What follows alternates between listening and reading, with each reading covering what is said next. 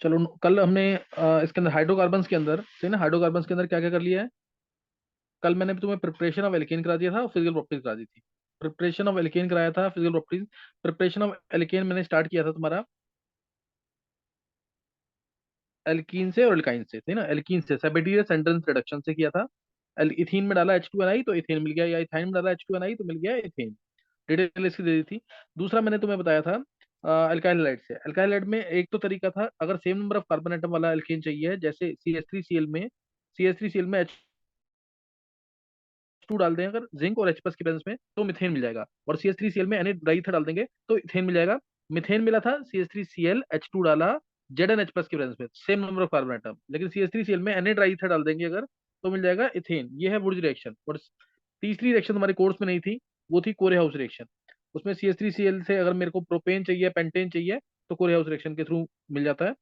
पहले lithium try ether, फिर CuI गिलमैन्स Regent मिलेगा, फिर उसमें उसके अंदर R-X डालेंगे SN2 मैकेनिज्म से, जो भी आंसर चाहिए वो मिल जाएगा उससे।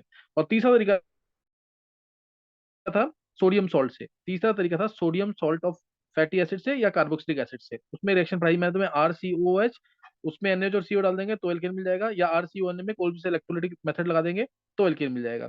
उसमें डिकार्बोक्सिलेशन रिएक्शन इंपॉर्टेंट इसलिए भी है क्योंकि वो कार्बन को कम करने के काम आती है। ये हो चुका है उसके अंदर। और अगर थोड़ा बहुत चाहें तो उसमें, जैसे मैंने अगर ये डाला तो एरोमेटिक हाइड्रोकार्बन की प्रिपरेशन भी हो गई उसके अंदर। ये मैंने तुम्हें कल कराया था। अगर मैंने इसमें डाल दिया NaOH और CaO तो क्या मिलेगा। NaOH और CaO जी। तो क्या मिल जाएगा इसके अंदर, बेंजीन। ये सबको पता होगा। और ऐसे ही अगर मैं फिनॉल में, ध्यान देंगे, फिनॉल में जिंक डस्ट डाल दूंगा तो भी क्या मिल जाएगा, बेंजीन। याद कर लेना, सारे इंपॉर्टेंट है एनसीईआरटी में। शायद ये दे रखा है और एक ये दे रखा है, दो दे रखे हैं। तीसरा, अगर मैं क्लोरोबेंजीन में निकल और एल्यूमिनियम का एलॉय साथ में बेस डाल दूं तो भी मिल जाता है बेंजीन। ये प्रोवाइड करता है दो नेशन हाइड्रोजन, क्लियर। ये प्रोवाइड क्या करेगा, दो नेशन हाइड्रोजन। तो एक तरह से एक H आ जाएगा और एक HCl बाहर निकल जाएगा। सही ना, ये मेथड भी है। इसके अलावा अगर बेंजीन डाइजोनियम क्लोराइड है, BDC N2Cl है, इसमें इसमें क्या डाल देंगे तो मिल जाएगा H3PO2 इन Cu+। ये सब पूछे हुए मेंस के अंदर। और इथेनॉल डाल दो, और इथेनॉल, तो इससे भी बेंजीन मिल जाएगा। सही ना, इससे भी बेंजीन मिल जाएगा। और तरीके तो पता हो किसी को, चार तरीके बता दिए मैंने। ये एरोमेटिक हाइड्रोकार्बन की प्रिपरेशन एक्सरसाइज।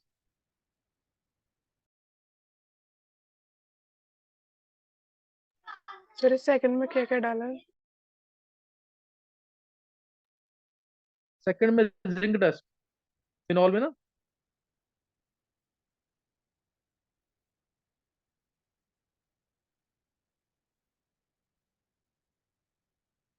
क्लियर हो गया कि नहीं है। और तरीके मैं तुम्हें बताऊंगा इसके अंदर, जैसे एरोमेटाइजेशन, उसके थ्रू भी मिलता है ना। और भी तरीके हैं। अभी तुम्हें चार बता दिए मैंने, चारों याद कर लेना एक बार। चारों इंपॉर्टेंट है, चारों पूछते हैं पेपर में। सही ना। नेक्स्ट अब मैंने फिर उसके बाद फिजिकल प्रॉपर्टीज आई थी। फिजिकल प्रॉपर्टीज में मैंने तुम्हें बताया कि एल्केन जो है C1 से C4 तक गैसेज है, C4 से फिर C5 से C17 तक लिक्विड है, उसके बाद सॉलिड है। एल्कीन जो है C1 से C3 तक गैसेज है, C4 से लेके C17 तक लिक्विड है, उसके बाद सॉलिड है। एल्काइन C1 से C13 तक गैसेज है, और C4 से लेकर के C11 तक लिक्विड है, और उसके बाद ये सॉलिड्स है। ये सब बता दिया था मैंने तुम्हें, सही ना, ये सब तुम्हें बता दिया था उस दिन। और इसके अलावा फिर इसके down the group boiling point, melting point increase करता है। एल्केन्स के अंदर ऑल्टरनेशन इफेक्ट होता है। सॉलिबिलिटी, कोई भी सॉल्युबल नहीं है, ऑर्गेनिक सॉलिड में सारे सॉल्युबल है। ये सब चीजें मैंने बता दी है तुम्हें फिजिकल प्रॉपर्टीज के अंदर। और अभी मेरे को स्टार्ट जो करना है वो है इनकी chemical properties. Clear, chemical properties of alkanes. थोड़ा बहुत मैं एल्कीन एल्काइन की भी, एल्कीन और एल्काइन की भी डिस्कस कर दूंगा साथ, जो ज्यादातर कॉमन होगी। तो अब है केमिकल प्रॉपर्टीज। केमिकल प्रॉपर्टीज, तो केमिकल प्रॉपर्टीज में सबसे इंपॉर्टेंट जो है वो सब्स्टिट्यूशन रिएक्शन है, फ्री रेडिकल सब्स्टिट्यूशन। सबसे इंपॉर्टेंट है फ्री रेडिकल सब्स्टिट्यूशन। फास्ट देखेंगे, जल्दी करेंगे इसको। जैसे एग्जांपल CH4 है, इसमें मैं Cl2 सनलाइट डालता हूँ तो क्या आंसर आता है, CH3Cl प्लस बाय प्रोडक्ट। ये कुछ अमाउंट में डिपेंड करेगा, अगर दोनों एक्सेस में है, ये और ये दोनों एक्सेस में है, तो CH2Cl2 plus CH Cl3 plus CCl4, ये चारों आएंगे। ये चारों आएंगे। अगर CH4 एक्सेस में है, ध्यान देना, IIT में पूछा हुआ है ये, CH4 एक्सेस में है तो CH3Cl होगा मेजर प्रोडक्ट। CH4 एक्सेस में है तो CH3Cl होगा मेजर प्रोडक्ट, और अगर Cl2 एक्सेस में है तो CCl4 मेजर होगा। ऐसे पूछते हैं पेपर के अंदर। और दोनों एक्सेस में है तो चारों प्रोडक्ट मिलेंगे। तो और कुछ बाय प्रोडक्ट मिलते हैं इसके अंदर। बाय प्रोडक्ट ध्यान रखना, इसका इंपॉर्टेंट बाय प्रोडक्ट इथेन है, एनसीईआरटी में गिवन है। इथेन में मिलता है, मैं भी तुम्हें मैकेनिज्म में प्रूव कर दूंगा। और मेनली हम जो स्टडी करेंगे वो इसको स्टडी करेंगे तो CHCl, CH3Cl, मिथाइल क्लोराइड। अब इसका मैकेनिज्म, फ्री रेडिकल सब्स्टिट्यूशन में, फ्री रेडिकल में 3 स्टेप चलते हैं हमेशा। 3 स्टेप्स क्या है? Chain initiation, chain propagation, chain termination. Chain initiation, पहला है चेन इनिशिएशन। चेन इनिशिएशन के अंदर Cl2 जो है लाइट के प्रेजेंस में, लाइट के प्रेजेंस में, जिसने मैकेनिज्म मेरे पढ़े ना, मैंने बहुत डिटेल में डिस्कस किया होगा, ये एक मैकेनिज्म मैंने एक क्लास में डिस्कस किया होगा, इतना इंपॉर्टेंट मैकेनिज्म है ये। अभी मैं थोड़ा जल्दी करूंगा डिस्कस, ढंग से देखेंगे। Cl2 जो है लाइट के प्रेजेंस में इसका होमोलैटिक फिजन होगा और मिलेगा 2Cl रेडिकल, ये चेन इनिशिएशन। एक इलेक्ट्रॉन दोनों क्लोरीन ले जाएंगे। चेन प्रोपेगेशन के अंदर अब CH4 आया, CH4 आया, ध्यान रखना मैकेनिज्म के अंदर, अगर इसका रेडिकल बनेगा, लाइट थी ना, लाइट पहले वीकर बॉन्ड को तोड़ेगी, वीकर बॉन्ड कौन सा है? Cl2 वाला, ठीक है। अगर इसका रेडिकल बनेगा तो इस पे अटैक होगा, और इसका रेडिकल बनेगा तो इस पे अटैक होगा, बस यही है मैकेनिज्म के अंदर। Cl2 है और CH4 है, जिसका रेडिकल बनेगा दूसरे पे अटैक कर देगा। तो अब Cl का रेडिकल बना है तो CH4 पे अटैक कर दिया, और Cl पे अटैक करते ही क्या दे देगा? क्या करेगा यहाँ पे अभी? बोलो। HCl बन जाएगा। इसके H को, किसी एक CH बॉन्ड को वीक कर देगा, किसी भी एक CH बॉन्ड को वीक कर देगा, किसी भी एक CH बॉन्ड को वीक कर देगा, उसको होमोलैटिक फिजन कर देगा, और क्या आ जाएगा? CH3 रेडिकल और HCl। ध्यान रखना H रेडिकल कभी नहीं आएगा अकेले। अब इसका रेडिकल बन गया CH3 का, अब इसका रेडिकल बन गया तो किस पे अटैक करेगा? ये बन गया ना इसका रेडिकल, अब ये किस पे अटैक कर देगा? फर्स्ट स्टेप था ये। अब ये किस पे अटैक करेगा? CH3 Cl radical, radical. Cl2 पे, Cl2 पे, दूसरा एक्सेस में है ना, Cl2 पे अटैक कर देगा। तो आंसर क्या आ गया? CH3Cl plus Cl radical. अब इसका रेडिकल बन गया, अब ये किस पे अटैक कर देगा? इसका रेडिकल बन गया, किस पे अटैक करेगा? CH4 पे। अब ये CH4 पे अटैक करेगा तो दोनों स्टेप रिपीट हो गए। ये दोनों स्टेप रिपीट हो गए कि नहीं? दोनों स्टेप रिपीट हो गए, तो क्या मिल गया यहाँ पे? CH3Cl। फिर दोबारा CH3Cl रेडिकल बन गया, दोबारा ये CH4 पे अटैक कर देगा, और ये तब तक करता रहेगा जब तक CH3Cl एक्सेस में नहीं होगा। और जैसे ही ये एक्सेस में हो जाएगा तो इसी पे अटैक कर देगा। तब ये वाले दूसरे आंसर आएंगे, CH2Cl2, CHCl3, CCl4। क्लियर हुआ कि नहीं है? और लास्ट है चेन टर्मिनेशन। कोई भी दो रेडिकल कंबाइन कर जाएंगे, रेडिकल कंबाइन करते ही चेन टर्मिनेट कर जाएगी, रिएक्शन रुक जाएगी। जैसे Cl radical plus Cl radical combine कर, तो Cl2 बन गया, चेन रुक जाएगी। जैसे Cl radical plus CH3 radical combine कर गए तो CH3Cl बन गया, चेन रुक जाएगी। जैसे CH3 रेडिकल, दो ही रेडिकल थे ना अंदर, एक Cl रेडिकल था, एक CH3 रेडिकल, दोनों CH3 रेडिकल कंबाइन कर गए तो इथेन बन गया ना, इथेन। तो ये बाय प्रोडक्ट बनता है, ये बाय प्रोडक्ट बनता है। एक बार हैंड से करेंगे जल्दी से, सब्स्टिट्यूशन रिएक्शन का मैकेनिज्म समझ आ गया? सब्स्टिट्यूशन रिएक्शन का मैकेनिज्म एनसीईआरटी में दे रखा है, तुम्हें करना है ये पहली हमने केमिकल प्रॉपर्टी पढ़ी है, सब्स्टिट्यूशन रिएक्शन। हेमांग, शरद, गर्भ, तान्या, छवि, जिया, कृष, नयन, मनीष, इशिता, हरिंदर, ध्वनि, चेतन, सौम्या, रिदम, सचित, कुशाल, हितेश, नवीन, गर्व, ध्रुव। ध्रुव को, मनन को और सिद्धेश को समझ नहीं आया? सर मेरे को आ गया, मेरा हाथ खड़ा नहीं हो रहा है। चलो कुछ नहीं होता, कुछ नहीं होता। आगे नोट करेंगे, आगे नोट करेंगे। ये एक मैकेनिज्म बता दिया मैंने। मिथेन से में Cl2 सलाइड डालेंगे तो CH3Cl मिलता है, ये नहीं भूलना कभी। और ये तुमने ascent of series, descent of series कल तुम जो याद करके आओगे सारा ढंग से, सारी रिएक्शन लिख के लाना है। ये मैं ऑरली बुलवाऊंगा तुमसे चैप्टर, जितना मैं पढ़ा दूंगा अभी, सही ना? तो ये पहली रिएक्शन हो चुकी है, सब्स्टिट्यूशन रिएक्शन। ये फर्स्ट रिएक्शन थी, सब्स्टिट्यूशन रिएक्शन, जो फिजिकल प्रॉपर्टीज में थी इसकी, है ना, फिजिकल प्रॉपर्टीज में। नेक्स्ट जो है, नेक्स्ट अब मैकेनिज्म भी करा दिया मैंने इसका। नेक्स्ट अब इसकी रिएक्शन है ऑक्सीडेशन रिएक्शन, सही ना? ऑक्सीडेशन रिएक्शन जिसके अंदर बहुत सारी रिएक्शन आएंगी, नोट करेंगे। Oxidation reaction of alkanes, second oxidation reaction है। इसके अंदर पार्ट्स में लिखना है, पार्ट्स में लिख दो। डायरेक्ट इसको कन्वर्ट करना है, डायरेक्ट कर दो। ऑक्सीडेशन रिएक्शन में जैसे पहले कंबशन रिएक्शन, अगर कंबशन होगा इसका, जैसे CH4 प्लस O2, कंबशन होगा तो क्या मिलता है, CO2 प्लस 2H2O, ऑक्सीजन 4 है तो 2 लगाया, और ये इक्वेशन बैलेंस हो गई, CH4 कंबशन ये। ऐसे ही अगर एल्केन है, CnH2n+2, ये मैंने तुम्हें बताया हुआ है, इसका कंबशन किया, O2 डाला इसके अंदर, तो क्या मिलेगा, पहले NCO2 प्लस N+1 N+1H2O, ध्यान आ गया कि नहीं, CnH2n+2 N+1H2O। अब टोटल ऑक्सीजन कितने हैं, 2n, 2n है यहाँ पे, और N+1 यहाँ पे, तो 3n+1 ऑक्सीजन हो गए, यानी 3n+1/2, इस तरह से बैलेंस करना है। कोई डाउट किसी को, कर लोगे ना ये। Yes sir. और अगर इनकम्प्लीट कंबशन होगा, ध्यान रखना, तो कार्बन ब्लैक बनता है। अगर मिथेन का ही ले लो, अगर इसका इनकम्प्लीट कंबशन हुआ, अगर इसका इनकम्प्लीट कंबशन हुआ, तो CO बनेगा, CO बन जाएगा इसमें, नहीं CO नहीं, C बनेगा इसमें, carbon black, carbon black plus क्या बच गया, चेक करना एक बार, 2H2O, carbon black plus 2H2O, ये इनकम्प्लीट कंबशन है।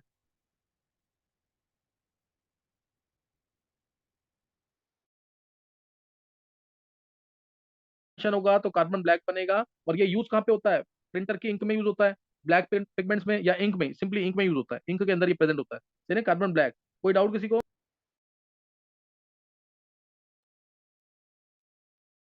है ना, इनकम्प्लीट कंबशन होगा तो कार्बन ब्लैक बन जाएगा, और जो यूज होता है इंक्स वगैरह, या प्रिंटर की इंक्स जो होती है उसके अंदर यूज होता है। तो ये ऑक्सीडेशन रिएक्शन में मैंने पहले तुम्हें बताया, कंबशन, ऑक्सीडेशन हुआ है इसके अंदर, कार्बन -4 से +4 में गया है, तो ऑक्सीडेशन हुआ ये। तो ऑक्सीडेशन रिएक्शन में फर्स्ट बताया मैंने तुम्हें कंबशन, सेकंड लिखेंगे, सेकंड, सेकंड इसके अंदर जो कंट्रोल्ड ऑक्सीडेशन होता है, ये सब पूछे हुए हैं जेई मेंस के पेपर में, कंट्रोल्ड ऑक्सीडेशन, जिसको याद नहीं होगा तो नहीं कर पाओगे वहां पे, इसलिए इंपॉर्टेंट होता है एनसीईआरटी पढ़ना। CH4 में अगर मैंने O2 डाला, इसमें 3 रिएक्शन है, तीनों याद करनी है कंट्रोल्ड ऑक्सीडेशन में। CH4 में अगर मैंने O2 डाला, O2 डाला कॉपर के, हॉट कॉपर लिख देना, कॉपर एट 523 केल्विन, तो क्या मिल जाता है, CH3OH, मिथेनॉल, जिसको हम वुड स्पिरिट भी कहते हैं, मिथेनॉल जिसको हम वुड स्पिरिट भी कहते हैं। और अगर मैंने इसके अंदर डाल दिया CH4 के अंदर O2, CH4 में O2, ये पूछा हुआ जेई मेंस में, मोलिब्डेनम ऑक्साइड के प्रेजेंस में, MO2O3, मोलिब्डेनम ऑक्साइड के प्रेजेंस में डाला इसको, तो मिलता है HCHO, तो HCHO मिलता है, ये पूछा हुआ है जेई मेंस में, और साथ में H2। और तीसरी रिएक्शन CH4, अब इसमें ले लेते हैं, से इथेन है, इथेन में O2 डाल दिया, इथेन में O2 डाल दिया, मैंगनीज एसीटेट के प्रेजेंस में, मैंगनीज एसीटेट, है ना, मैंगनीज एसीटेट के प्रेजेंस में, तो मिलता है एथिनोइक एसिड। तो इथेनोइक एसिड, 3 याद रखने हैं तुम्हें इसे, एक तो मिथेनॉल, कॉपर 523 कैलोन पे, मोलिब्डेनम ऑक्साइड तो HCHO, मोलिब्डेनम ऑक्साइड ये पूछा हुआ है जेई में से, तीनों में से कोई भी आ सकता है फिर। C2H6 में O2 डाला तो एसिटिक एसिड, ये याद करेंगे भी, सही ना। और वैसे इनका एल्केन्स को ऑक्सीडाइज करना, नॉर्मली कोई पूछेगा, कोई भी एल्केन है, इसको ऑक्सीडाइज करना बहुत टफ है, इसको ऑक्सीडाइज करना बहुत टफ है। लेकिन अगर टर्शरी हाइड्रोजन है किसी के पास, लेकिन किसी का टर्शरी हाइड्रोजन है जैसे ये, तो अगर इसमें कर सकते हो तो ये याद कर लेना, ये एनसीईआरटी में दे रखा है। अगर इसमें मैंने KMnO4 का गर्म कर दिया, KMnO4 पोटेशियम परमैंगनेट, जो कि सबसे स्ट्रॉन्ग ऑक्सीडाइजिंग एजेंट है, इसके साथ गर्म कर दिया, ड्रास्टिक कंडीशन लगा दी, तो इसका ये वाला हाइड्रोजन जो है ना ऑक्सीडाइज हो सकता है, तो इसका ये वाला हाइड्रोजन जो है ऑक्सीडाइज हो सकता है। क्यों, तुम कह सकते हो कि MnO4 नेगेटिव में Mn+7 को इलेक्ट्रॉन चाहिए, तो इस हाइड्रोजन के पास देखो, इस कार्बन के अंदर इलेक्ट्रॉन डेंसिटी बहुत ज्यादा होगी, क्योंकि इधर भी डोनेटिंग ग्रुप, इधर भी डोनेटिंग ग्रुप, इधर भी डोनेटिंग ग्रुप, तो इसलिए this carbon has huge amount of electron density, तो ये वाला H ऑक्सीडाइज हो जाएगा, और आंसर आ जाएगा इसका tertiary butyl alcohol, CH3 COH। तो ये याद रखते हो, याद कर लेना, है ना, इसको याद रखते हो तो याद कर लेना, ये इंपॉर्टेंट है यहाँ पे। तो ये एक जेई मेन से पूछा हुआ है, और एक ये इंपॉर्टेंट है, आ सकता है, alkanes they are resistant to oxidation, normal condition में क्वेश्चन आता है तो तुम ये लिखोगे, they are resistant to oxidation, they cannot be oxidized, बस ये टर्शरी वाले में ड्रास्टिक कंडीशन लगा करके हम इसको ऑक्सीडाइज कर सकते हैं, ठीक है, इसको हम ऑक्सीडाइज कर सकते हैं। तो ऑक्सीडेशन में नेक्स्ट रिएक्शन लिखेंगे, ऑक्सीडेशन में मैंने तुम्हें कौन कौन सी, पहले मैंने तुम्हें बताया सब्स्टिट्यूशन, फिर ऑक्सीडेशन में पहला पढ़ाया नॉर्मल कंबशन जो होता है, दूसरा बताया कंट्रोल्ड ऑक्सीडेशन, कंट्रोल्ड ऑक्सीडेशन, और तीसरा अब करेंगे हम इसके अंदर तीसरी important reaction vapour phase nitration. ये एनसीईआरटी में नहीं है, लेकिन ऑब्जेक्टिव में, नीट में भी और आईआईटी में भी बहुत बार पूछा हुआ है, जो करना चाहे तो कर लेगा इसको, इंपॉर्टेंट है ये। जैसे मिथेन है, इसमें डाल दिया मैंने fuming HNO3, free radical mechanism का, free radical addition mechanism, fuming HNO3 डाल दिया तो मिल जाएगा CH3NO2 मिल जाएगा, CH3NO2 और H2O बाहर। और अगर मैंने कोई बड़ा ग्रुप, ये फ्यूमिंग HNO3 यानी वेपर्स की फॉर्म में है, ड्रास्टिक कंडीशन रिएक्शन होती है, लगभग लगाना टेम्परेचर 500 डिग्री सेल्सियस के आसपास का टेम्परेचर होता है, हाई टेम्परेचर होता है जिसमें कोई भी बॉन्ड टूट सकता है, ठीक है ना, और ऐसे डाला ही हुआ। तो अगर मैंने लिया, मान लो मैंने प्रोपेन ले लिया, प्रोपेन ले लिया और इसमें डाल दिया फ्यूमिंग HNO3, वही हाई टेम्परेचर, हाई टेम्परेचर पे, तो इस केस में ना ये प्रोडक्ट मिलते हैं, CH3CHNO2, ये वेपर फेज नाइट्रेशन है topic, CH3CH2CH2NO2,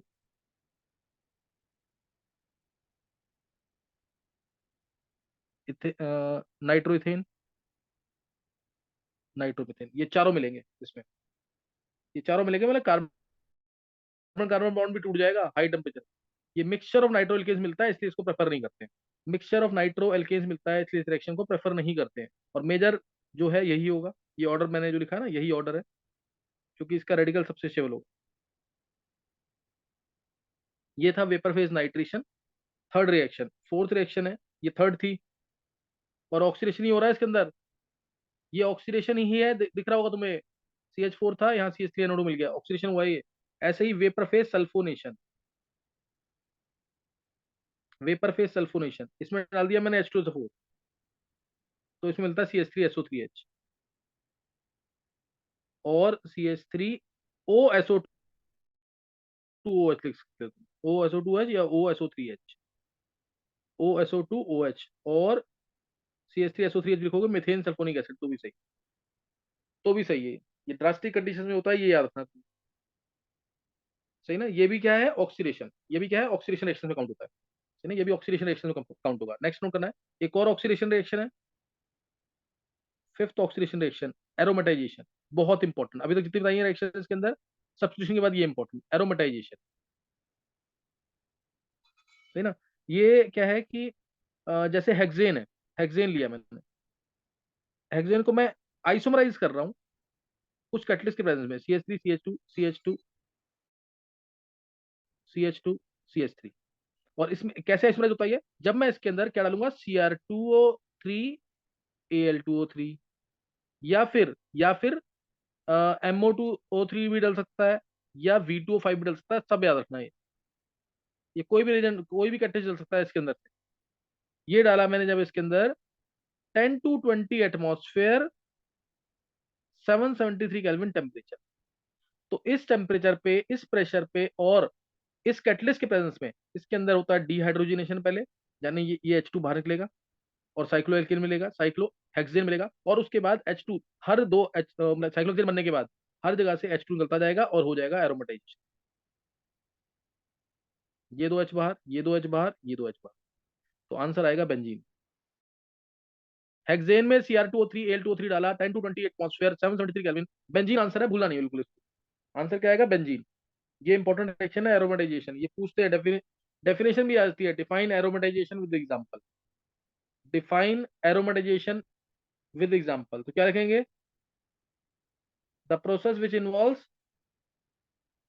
the process which involves, क्या हुआ इसके अंदर, dehydrogenation, the process which involve dehydrogenation, isomerization, ये अरेंज किया ना मैंने इसको एक फॉर्म में, dehydrogenation, isomerization and cyclization, dehydrogenation, isomerization and cyclization is called as aromatization, is called as aromatization, clear हुआ कि नहीं। the process which involves isomerization, dehydrogenation and cyclization is called as aromatization। तो एग्जांपल दे दी, hexane से benzene, अगर यहाँ पे hexane की जगह आ जाए सपोज हेप्टेन, 1 2 3 4 5 6 7, 7 कार्बन है इसमें, और इसमें डाल दे Cr2O3, Al2O3, 10 से 20 एटमॉस्फेयर और 773 केल्विन, तो इस केस में आ जाएगा टॉल्यूइन। तब आंसर आ जाएगा टॉल्यूइन, ये भी भूलना नहीं है, ये भी इंपॉर्टेंट है। और अगर मैंने ले लिया ऑक्टेन, 1 2 3 4 5 6 7 8, 8 है इसमें, देख लो एक बार, सेम कंडीशंस, तो इस केस में मेन आंसर आता है ऑर्थोजाइलिन, लेकिन साथ में मेटाजाइलिन भी मिलता है, ये मेजर आंसर है। साथ में मेटाजाइलिन, साथ में पैराजाइलिन, और कुछ अमाउंट में इथाइल बेंजीन, ये आंसर आ जाएगा। क्लियर हो गया कि नहीं है? एरोमेटाइजेशन क्लियर हो गया। एनसीईआरटी में सिर्फ ये है एक रिएक्शन, एनसीईआरटी में एक रिएक्शन है, हेक्सेन से बेंजीन, हेक्सेन से बेंजीन, प्रिपरेशन में नोट कर लेना इसको भी, सही ना, एरोमेटाइजेशन को, हेक्सेन से बेंजीन। क्लियर हुआ कि नहीं?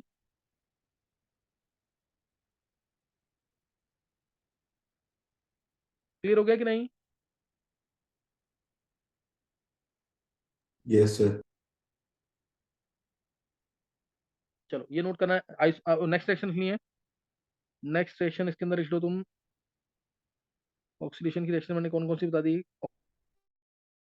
ऑक्सीडेशन में बताया मैंने तुम्हें, ऑक्सीडेशन में पहला बताया वो कंबशन, दूसरा कंट्रोल ऑक्सीडेशन, तीसरा सल्फोनेशन, नाइट्रेशन, एरोमेटाइजेशन। एक और लिखेंगे, एक और इंपॉर्टेंट है, वो भी एनसीईआरटी में नहीं है लेकिन वैसे बहुत इंपॉर्टेंट है, एंट्रेंस में पूछा हुआ काफी बार, और जल्दी से नोट करेंगे, स्टार मार्क कर लेना इसको, कि बोर्ड के लिए कर रहे हो या स्कूल के लिए कर रहे हो तो मत करना इसको। ऑक्सीडेशन बाय सेलिनियम, सेलिनियम और palladium in presence of carbon, या जिंक भी यूज कर सकते हैं, सेलिनियम और जिंक भी यूज कर सकते हैं, ठीक है, सेलिनियम और जिंक भी यूज कर सकते हैं।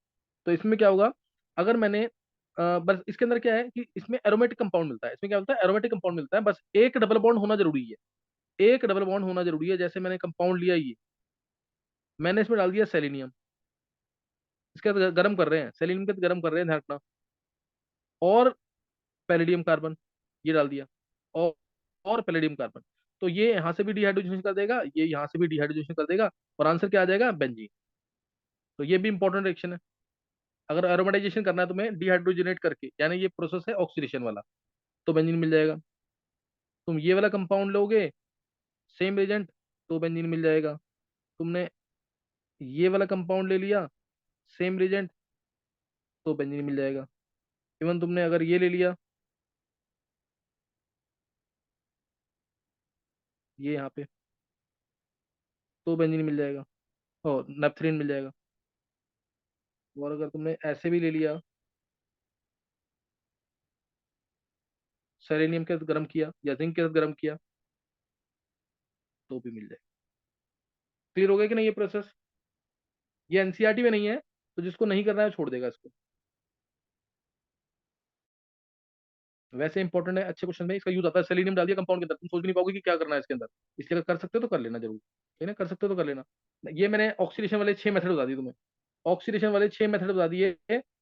पहला कौन सा मेथड था, कंबशन, दूसरा कंट्रोल्ड ऑक्सीडेशन, कंट्रोल्ड ऑक्सीडेशन, जिसमें वो जेई मेंस में क्वेश्चन आया हुआ है, और तीसरा बताया मैंने तुम्हें सल्फोनेशन, फिर नाइट्रेशन, फिर उसके बाद एरोमेटाइजेशन, और लास्ट बताया oxidation by selenium, oxidation by selenium. Next note कर लेंगे इसकी रिएक्शन, नेक्स्ट रिएक्शन इसकी आइसोमराइजेशन, आइसोमराइजेशन। ये 6 मेथड मैंने तुम्हें ऑक्सीडेशन के अंदर बताए, थर्ड मेथड आ गया ये ऑक्सीडेशन, आइसोमराइजेशन। इसमें क्या है, जैसे ब्यूटेन कंपाउंड है, ब्यूटेन में अगर मैंने एनहाइड्रस AlCl3 डाल दिया ना, तो ये आइसोमराइज कर जाएगा, ये आइसोमराइज करके आइसोब्यूटेन दे देगा, आइसोब्यूटेन। तो कई बार इसकी जरूरत भी पड़ती है, कई बार इसकी जरूरत भी पड़ती है। अगर पेंटेन है, एनहाइड्रस AlCl3 डाल दिया, आइसोपेंटेन दे देगा, है ना, आइसोपेंटेन। हेक्सेन होता तो भी आइसो हेक्सेन मिलता, three methyl hexane, three methyl pentane, iso hexane मिलता, थ्री मिथाइल पेंटेन जो है वो थोड़ा कम अमाउंट में मिलता। क्लियर हो गया कि नहीं? आइसोमराइजेशन एक्शन क्लियर हो गई। थोड़ा सा इसमें ना ध्यान रखना, मैकेनिज्म अगर लिखना है ना, थोड़ा बहुत इसके अंदर एसिड भी डलता है, जैसे HCl। नोट कर लिए? यस तो ये रिएक्शन हो गई यहाँ पे। नेक्स्ट नोट करना है इसमें, तीन रिएक्शन, तीन हो गई है। दो ऑक्सीडेशन के अंदर छह बताई हैं, पहला सब्स्टिट्यूशन, दूसरा ऑक्सीडेशन, तीसरा आइसोलेशन। फोर्थ नोट कर लेंगे पायरोलिसिस। पायरोलिसिस नाम से ही दिख रहा है ये, गर्म करके बॉन्ड को तोड़ना। पायरो मीन्स हीट, लिसिस मतलब क्लीवेज, तो गर्म करके बॉन्ड को तोड़ना। इसमें क्या है, higher alkanes they are converted into lower alkanes by heating. Higher alkanes are converted into lower alkanes by heating. समझे कि नहीं? ऐसी रिएक्शन को बोलते हैं हम पायरोलिसिस। पायरोलिसिस, और एक और नाम है इसका क्रैकिंग। हायर एल्केन्स को लोअर एल्केन्स में कन्वर्ट करना। जैसे अगर मैंने ले लिया सपोज, कोई भी एल्केन तुम सोच सकते हो, मैंने ले लिया सपोज हेप्टेन C7H16, इसको गर्म किया मैंने। डिफरेंट तरीके से तोड़ सकते हैं इसको, इसको डिफरेंट तरीके से तोड़ सकते हैं। जो टेम्परेचर एरोमेटाइजेशन में था वही टेम्परेचर रखते हैं इसके अंदर, 773 केल्विन। बस कैटलिस्ट वगैरह यूज नहीं करते, टेम्परेचर से ही करते हैं सिर्फ।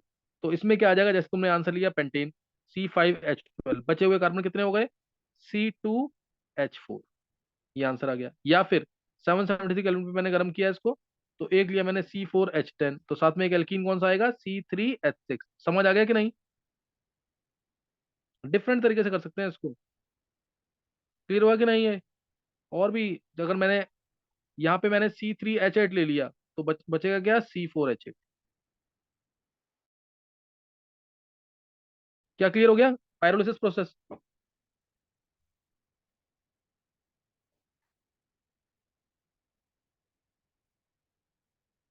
क्लियर हो गया कि नहीं है?